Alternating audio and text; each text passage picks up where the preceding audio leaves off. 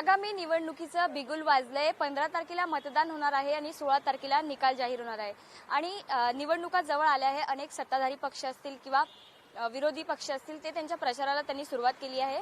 आपल्यासोबत बोलण्यासाठी प्रकाश महाजन आहे। त्यांनी अवघ्या काही दिवसापूर्वीच शिंदेच्या सेनेमध्ये पक्ष प्रवेश केला। आपण त्यांच्याशी बातचीत करूया। सर, नेमकं काय सांगाल? असं बोलले जाते की दोन्ही ठाकरे बंधू हे स्वहितासाठी सोबत आले असं सत्ताधारी पक्षांकडून बोलले जाते। पहिले तर तुम्ही चूक बोललात। मी शिंदेच्या सेनेत नाही तर मी शिवसेनेत। त्याचे नेते एकनाथजी शिंदे, मूळ शिवसेना एकनाथजी शिंदेच्या नेतृत्वाखाली आहे। तो उबाटा गट आहे। आम्हाला गट म्हणून कुणी काय म्हणलं, निवडणूक आयोगाने किंवा सुप्रीम कोर्टाने आम्हाला काही केलं नाही। त्याच्यामुळं मराठी मीडियाचं मी प्रेम समजू शकतो ठाकरे बंधूवर, पण मूळ शिवसेना आमची सुधारणा करतो। आता सांगा काय म्हणतो? दोन्ही ठाकरे बंधू एकत्र आले ते कशा स्वहितासाठी आले का? कशासाठी आले एकत्र? मराठी भाषेसाठी प्रवेश केलाय, त्याचं कोणतं कारण नेमकं? कारण असं काही नाहीये। काही गोष्टी आपल्या मनासारख्या झाल्या नाहीत किंवा होऊ शकल्या नाहीत। आपण जे अपेक्षा ठेवतो ते नाही झालं, मग एखाद्या ठिकाणी राहून संघर्ष केल्यापेक्षा आपण बाहेर पडावं। सर, मराठी आणि अमराठीचा वाद हा 4 महिन्यापासून उसळताना दिसतोय। तर जे ठाकरे गटातील आहे ते बोलताय की महाराष्ट्रामध्ये मराठी महापौर झाला पाहिजे, तर सत्ताधारी पक्ष बोलताय की यूपी वाला महापौर झाला पाहिजे। त्यावर कितपत सत्य आणि तुमची काय प्रतिक्रिया त्यावर?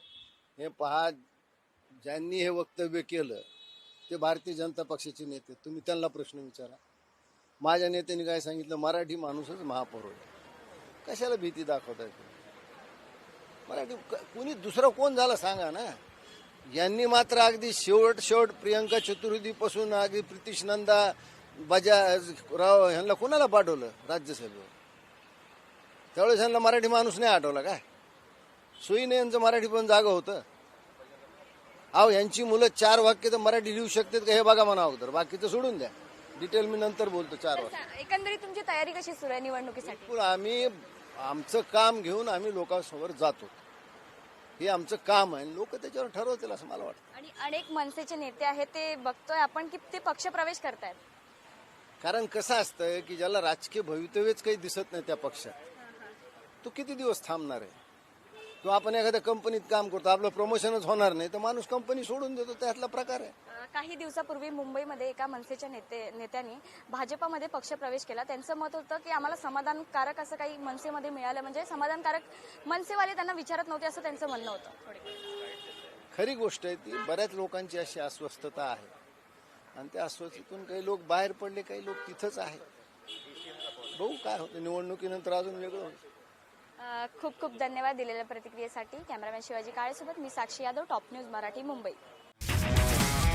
तुमची car, electric panel, data server आगीपासून सुरक्षित आहे का?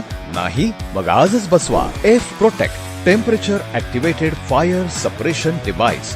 यामध्ये आहे eco friendly non toxic pressurised liquid, जे आग लागल्यास क्षणार्धात ऍक्टिव्हेट होऊन आगीवरती मिळवते नियंत्रण। बसवण्यास अतिशय सोपे आणि सुटसुटीत टेकालिपचे एक दर्जेदार उत्पादन एफ प्रोटेक्ट।